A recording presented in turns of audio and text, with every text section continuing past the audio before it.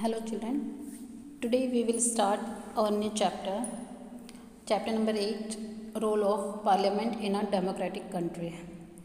I hope you all have done your work timely or properly.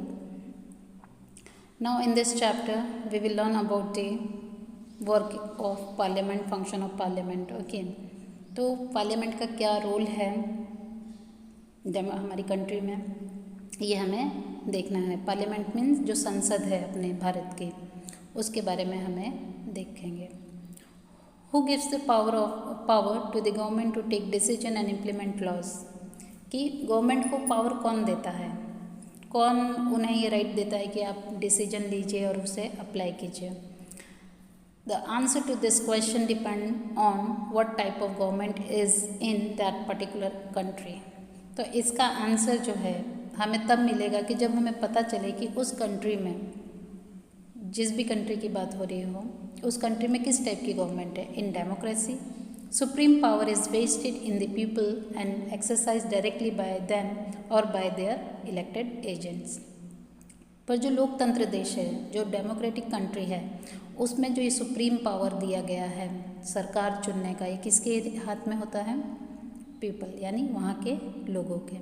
Wasted means निहित, उनके हाथ में होना।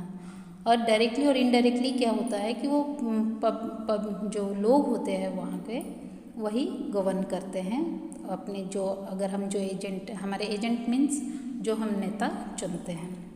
दे elect their leader by casting a vote, हम अपना नेता, अपना लीडर कैसे चूज़ करते हैं? वोट देकर। The elected leader and representative form the government, और जो लीडर है जो चुना जाता है, उनके जो रिप्रेजेंटेटिव होते हैं वो उनको मिलाकर सबको क्या बनती है? एक सरकार बनती है। In a democracy the government has to give clarification and provide reason for the decision undertaken.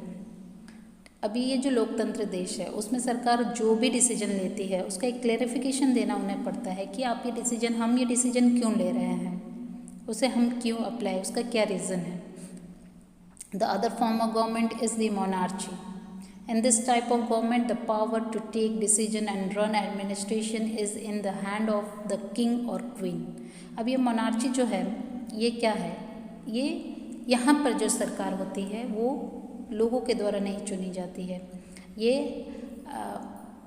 एक के बाद एक राजा का बेटा ही राजा बनेगा, उस तरीके का, और राजा ही गवर्न करेगा। ठीक है, उसका डिसीजन फाइनल डिसीजन, जिसे वो राजा बनाना चाहेगा वही बनेगा। अब ये नहीं कि लोग खुद चूज़ करेंगे कि हाँ कौन राजा बनेगा, ऐसा नहीं है। तो वहाँ पर लोगों के हाथ में कुछ नहीं होता कि वो कोई डिसीजन नहीं ले सकते। The most important characteristic of democracy is that the sole power to rule is not in the hand of one person or a group of people. ठीक है, जो मेन जो विशेषता है डेमोक्रेसी की वो ये है कि जो पावर है वो किसी ग्रुप के हाथ में नहीं होता, या किसी एक पर्सन के हाथ में नहीं होता कि अभी जो अपने मिनिस्टर हैं बस वही जो चाहेंगे ऐसा होता जगह नहीं। Every citizen is a member is in the decision making process.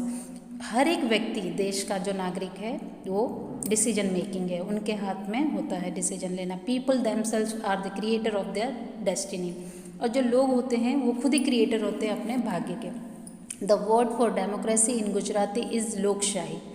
ठीक है, जो डेमोक्रेसी का गुजराती में क्या बोला जाता है? लोकशाही। Democratic government is for the people, जो डेमोक्रेटिक गवर्नमेंट होती है वो किसके लिए होती है? लोगों के लिए। It means the welfare of the people is the main M of the government. तो लोगों का जो वेलफेयर है यही मेन एम होता है कि जनता का कल्याण हो।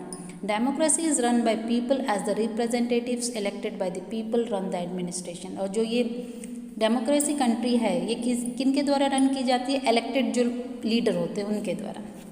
अब आप ये देख रहे होंगे एक चार्ट जो दिख रहा है आपको, मोनार्ची और डेमोक्रेसी। इसमें मोनार्ची में क्या होता है?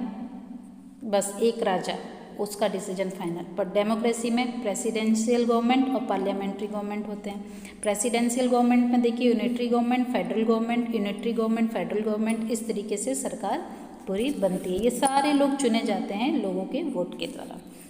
Your school must have been organise election for school panchayat. ठीक है, स्कूल में भी school panchayat. Similarly your class monitor also must have been elected. कई बार हम लोगों को मौका देते क्लासरूम में कि चलो बच्चों बताओ कौन मॉनिटर बनेगा,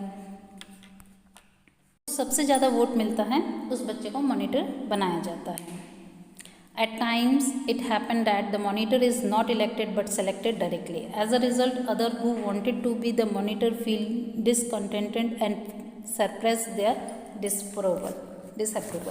तो कई बार ऐसा होता है जब डायरेक्टली मॉनिटर को चूज़ किया जाता है तो कई लोगों के मतलब मन में ऐसा लगता है कि वो डिप्रेस हो जाते हैं, उनको अच्छा नहीं लगता कि मतलब हमें मौका मिलना चाहिए था, हमें भी मॉनिटर बनना था। तो इसीलिए ये जो वोटिंग सिस्टम है ये बेस्ट है ताकि किसी को ये ना लगे कि हमारे साथ कुछ अन्याय हो रहा है। तो चिल्ड्रन आज के वीडियो में हम यहीं तक देखेंगे, नेक्स्ट वीडियो में आगे का चैप्टर कंटिन्यू करेंगे। तो एक दो बार वीडियो को अच्छे से देखिएगा और चैप्टर समझिएगा। Thank you.